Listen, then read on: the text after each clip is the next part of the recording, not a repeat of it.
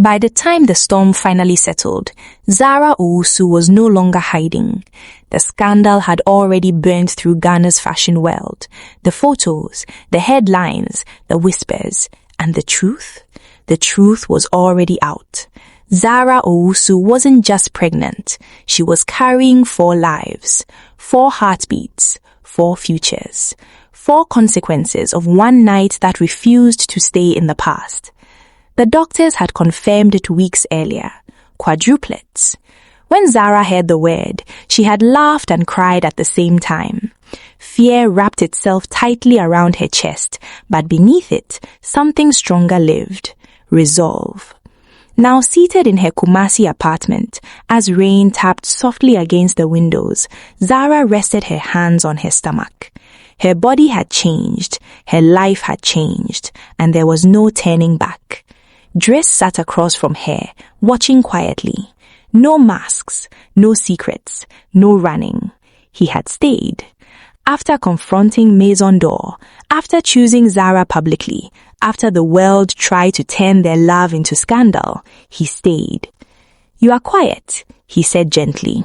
Zara smiled faintly. "I'm listening to them." He frowned slightly. "Them?" She took his hand and placed it against her belly. All at once, he felt it. Movement. Not 1, not 2, several. His breath caught. "Zara," his voice broke. "There are really 4. She nodded, eyes shining. "I was scared to tell you at first. 1 baby is already life-changing, but 4? She swallowed. "I didn't want you to feel trapped." Driss shook his head slowly, emotion flooding his face. "I don't feel trapped," he said firmly. "I feel chosen." Tears slid down Zara's cheeks. For the first time since Marrakesh, she believed him completely. News of the quadruplets broke weeks later, and this time, the world reacted differently. Not with mockery, not with cruelty, but with awe. Ghanaian designer expecting quadruplets with Moroccan heir. A love story that refused to be silenced. 4 babies, 2 cultures, 1 unmasked truth. Zara's parents struggled at first. Her mother cried, not from shame, but fear. "How will your body survive this?" Madame Regina whispered one night. Zara squeezed her hand. "I'm stronger than you think, Mama." Her father said little, until the day he walked into Zara's studio and saw Driss teaching himself how to fold kente cloth properly. That day, he finally spoke. "If you are going to stand beside my daughter," he said quietly, "then stand properly." Driss bowed his head respectfully. "I will," he promised, "for all of them." The final months of Zara's pregnancy were not easy. Hospital visits, strict bed rest, endless fear. But Driss never left her side. He learned Twi words. He learned Ghanaian customs. He learned patience, real patience. And Zara, she learned she didn't have to carry everything alone. Together, they launched a joint fashion line, Unmasked, Heritage in Harmony.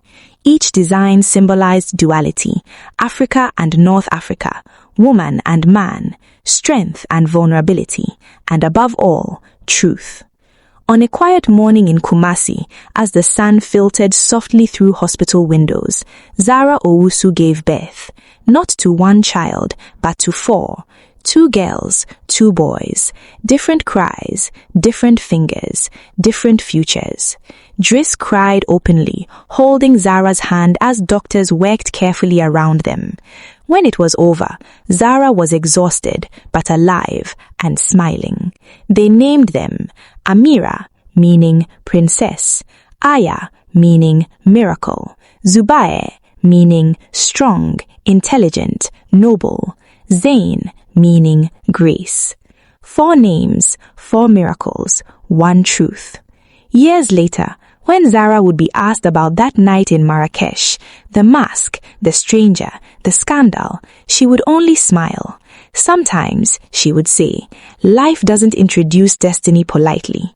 Sometimes it crashes into you, uninvited, and changes everything. She didn't meet a perfect man. She met a man willing to remove his mask, and together they built a family that proved something powerful. Love doesn't always come the right way, but when it comes honestly, it gives you the strength to face the world unmasked.